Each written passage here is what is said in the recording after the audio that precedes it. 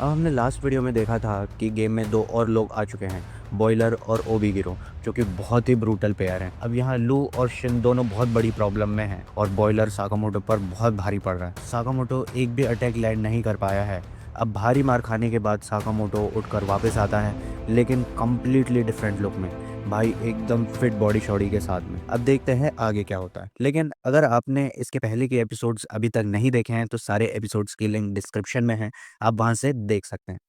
अब ओबिगिरो यहाँ पे लू से फाइट कर रही होती है। लू बहुत ही ज़्यादा ड्रंक है और जैसा कि ओबिगिरो ने रूल्स समझाए थे उसके हिसाब से लू को हर 10 सेकंड में उसके ऊपर एक हिट लैंड करना ही है, नहीं तो वो शिन के टुकड़े टुकड़े कर देगी।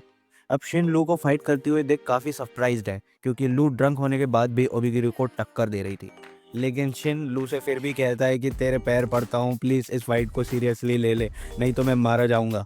ओबिगिरो बहुत ज़ोरदार किक मारती है, लेकिन लू को ज़्यादा कोई चोट लगती नहीं है और हंसते हुए वो हर अटैक को डॉज करती रहती है और एक अटैक भी लैंड कर देती है ओबिगिरो पर। अब ओबिगिरो काफ़ी ज़्यादा एक्साइटेड हो चुकी है और कहती है मुझसे ऐसे फाइट करो जैसे तुम मुझे किल करना चाहती हो। लेकिन लू बोलती है हमारी फैमिली का रूल है कि हम किसी को किल नहीं करते हैं। ओबिगिरो बोलती है क्या बकवास है, तुम्हारी साकामोटो की फैमिली एक कैसे हो सकती है।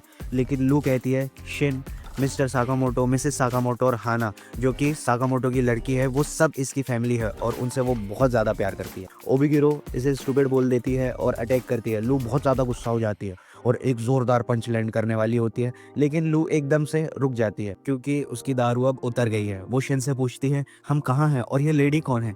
सब एकदम शॉक खड़े रहते हैं।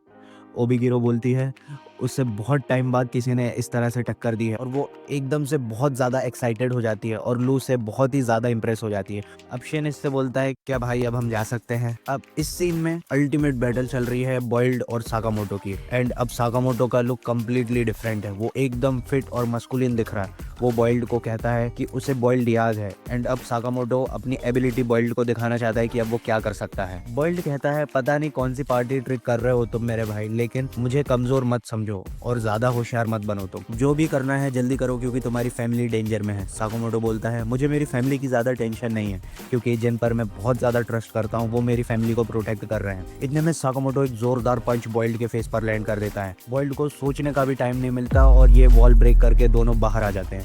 अब हवा में ही साकामोटो अल्टीमेट किक लैंड करता है एंड सीरीज ऑफ अटैक करता ही रहता है। बॉइल्ड मार खाने के अलावा और कुछ नहीं कर पाता है। फिर बॉइल्ड अपना वेपन एक्टिवेट करके एक पंच लैंड करता है और उसको भी साकामोटो तोड़ देता है। साकामोटो भाई बहुत ही ज्यादा पावरफुल है यार। अब बहुत सारी मार खाने के बाद बॉइल्ड कहता है कि ये है वो साकामोटो जो कि greatest of all time hitman है। फिर ये बहुत सारे बॉम्ब्स उसके ऊपर फेंकता है, लेकिन साकामोटो उन सारे बॉल्स को पकड़ लेता है और उस पर ही उल्टा अटैक कर देता है। बॉइल्ड सोचता है कि 5 साल के रिटायरमेंट के बाद भी ये बंदा इतना ज्यादा ओवर पावर्ड कैसे हो सकता है। साकामोटो कहता है कि तुम बहुत स्ट्रांग हो बॉइल्ड, और मैं भी रिटायर होने से पहले अपनी पावर को गलत काम के लिए ही यूज किया करता था, लेकिन एक दिन मैंने अपनी चॉइस बदली और फिर लग गया उसको प्रोटेक्ट करने में अपनी सारी स्ट्रेंथ और पावर के साथ, और अब मेरी पावर का सोर्स मेरी फैमिली ही है। और ये कहते हुए साकामोटो अपना बहुत ही ज्यादा पावरफुल पंच बॉइल्ड पर लैंड कर देता है। फिर इस सीन में दो कपल्स इस जाइंट व्हील में बैठकर मजे ले रहे होते हैं कि इसी बीच बॉइल्ड इस केबिन में इसको तोड़ते हुए घुस जाता है। बॉइल्ड खुद में लथपथ है साकामोटो की मार के कारण। साकामोटो भी इसी केबिन में आ जाता है पता नहीं कहाँ से। बॉइल्ड सिगरेट जलाते हुए कहता है साकामोटो तुम्हारे जैसा कोई नहीं है, और फिर गिर जाता है। अब सीन शिफ्ट होता है। भाभी जी, शिन, लू, हाना सब बेहोश पड़े हुए हैं। भाभी जी उठकर पूछती है कि हम यहाँ कैसे आए। शिन बोलता है अपन अम्यूजमेंट पार्क घूम के बहुत ज्यादा थक गए थे ना, इसलिए शायद हमारी नींद लग गई होगी। भाभी जी पूछती है साकामोटो कहाँ है।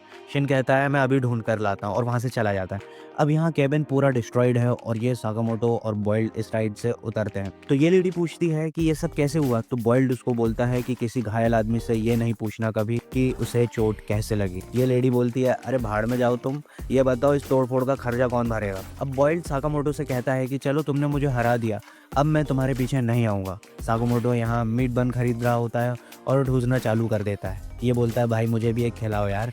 ये इसका झूठा ही बन इसको दे देता है। अब बाकी के बन साकामोटो फैमिली के लिए पैक करवा लेता है। अब वहाँ शिन आ जाता है और एकदम शॉक में, उसे उसकी आइज़ पर बिलीव नहीं हो रहा है। बोलता है तुम इतने फिट कैसे हो गए और बहुत औसम लग रहे हो यार भाई, तुम एकदम fit body shoddy, wow. Sakamoto Shin को बोलता है कि ज़्यादा वर्कआउट हो जाता है अगर तो मैं अपने आप वेट लूज़ कर लेता हूँ। अब बॉइल्ड बोलता है साकामोटो इस बाउंड्री का क्या करोगे तुम, डॉन डेंकाई तुम्हें इतनी आसानी से छोड़ेगी नहीं। साकामोटो कहता है कि करते हैं कुछ इस बारे में। इतने में भाई का मुंह छूट जाता है। लेकिन क्यों? क्योंकि भाभी उसे इस कंडीशन में देख लेती है और गुस्से में लाल हो रही होती है। कहती है, बाउंटी, ये क्या बात कर रहे हो साकामोटो? शिन, साकामोटो और बॉइल्ड, जी हाँ, बॉइल्ड भी, भाभी जी तीनों की क्लास ले रही होती हैं।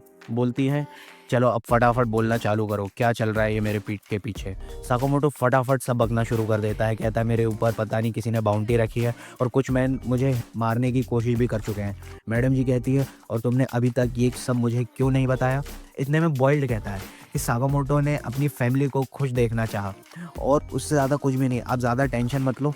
लेकिन भाभी जी बोलती है, मैंने तुमसे पूछा क्या और कौन हो तुम?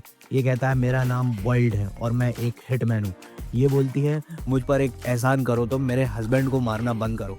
ये बोलता है, अरे सॉरी मैडम। भाभी जी बोलती है, तुम्हें लगा कि तुम मुझसे ये सब छुपा कर रह पाओगे? साकामोटो बोलता है, मैं तुम्हें टेंशन नहीं देना चाहता था। भाभी जी बोलती है, तुम हमारा रूल नंबर 6 भूल गए क्या?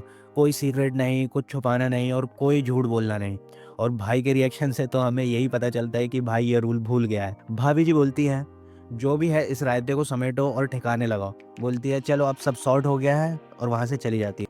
अब ये लोग इन फेरीज को देखते हैं और शिन साकामोटो से कहता है कि आपने इस मैटर से बाहर निकलने के बारे में क्या सोचा है? साकामोटो कहता है कि जिस बंदे ने मुझ पर बाउंटी लगाई है, अपन को उस बंदे को रोकना है बस, तो ये सारी हिट जो हो रही है वो रुक जाएगी। ओबिगुरो कहती है कि nice plan, but bounty association के थ्रू आती है, तो उस बंदे का पता लगाना जिसने बाउंटी लगाई है वो बहुत ज़्यादा मुश्किल है। बॉइल्ड कहता है, अपने बॉस के कनेक्शन है जेएए में।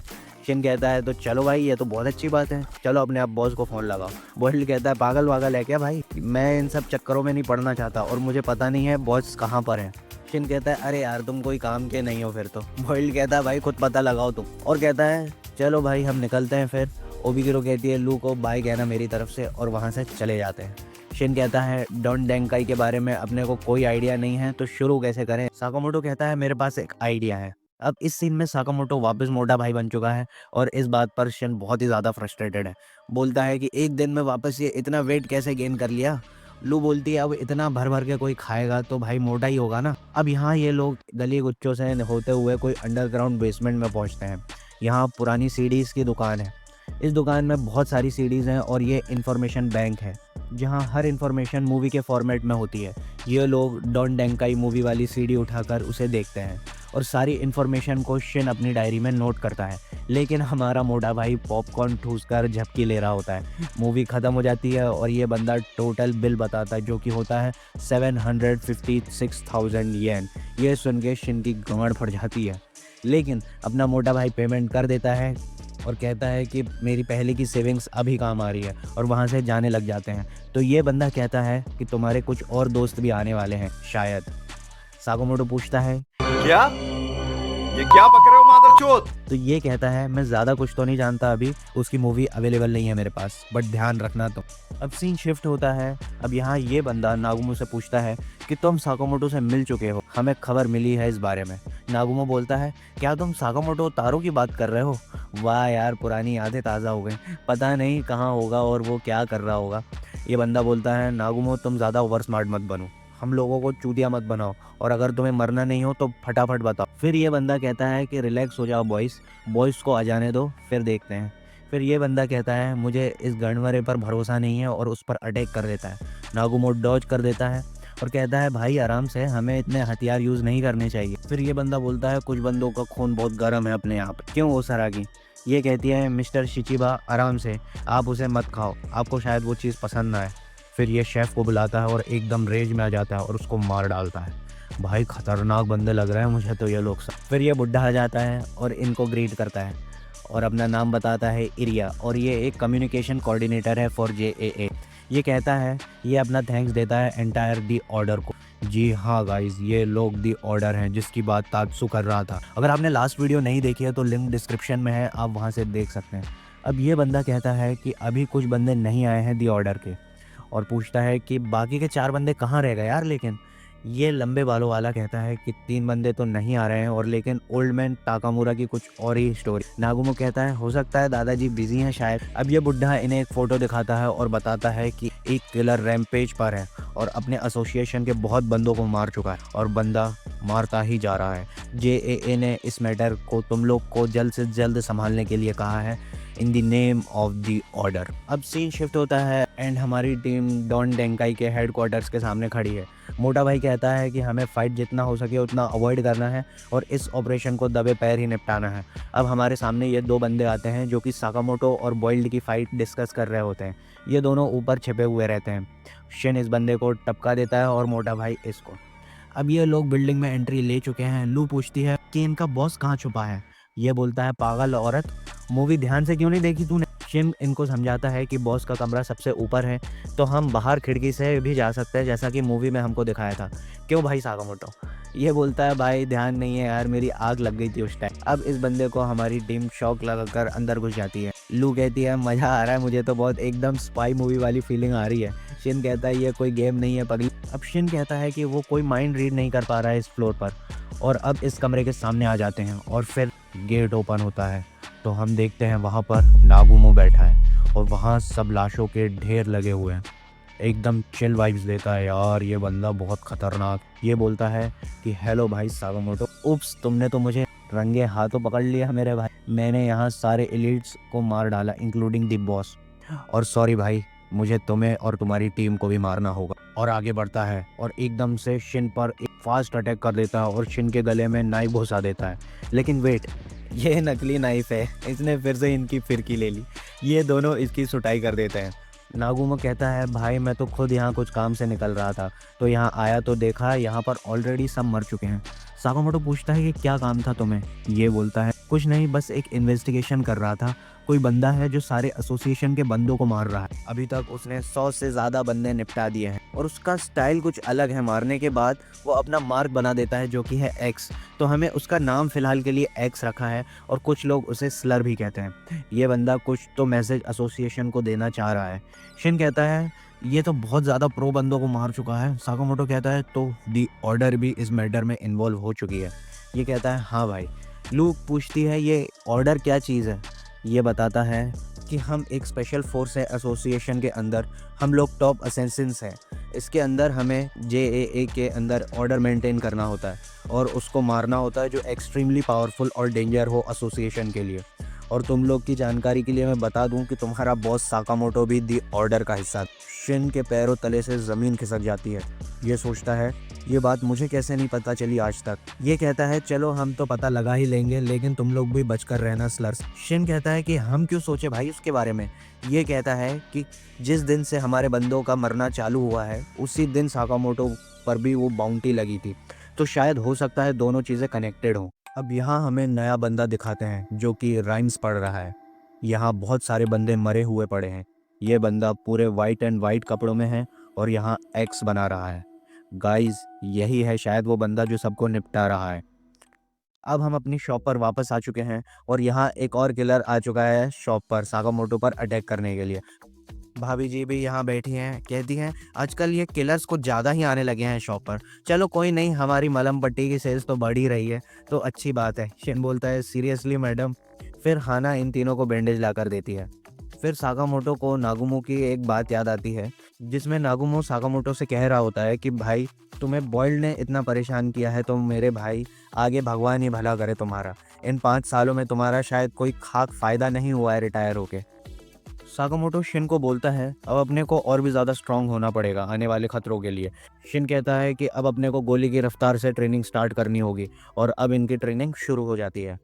फिर इस सीन में साकामोटो हाना को पीछे बिठा के बहुत तेज़ साइकिलिंग करता है। अब ये लेडी शॉप में आती है और शिन अपना 1 सेकंड में उसका माइंड रीड करके सारी चीज़ें निकाल कर टेबल पे रख देता है।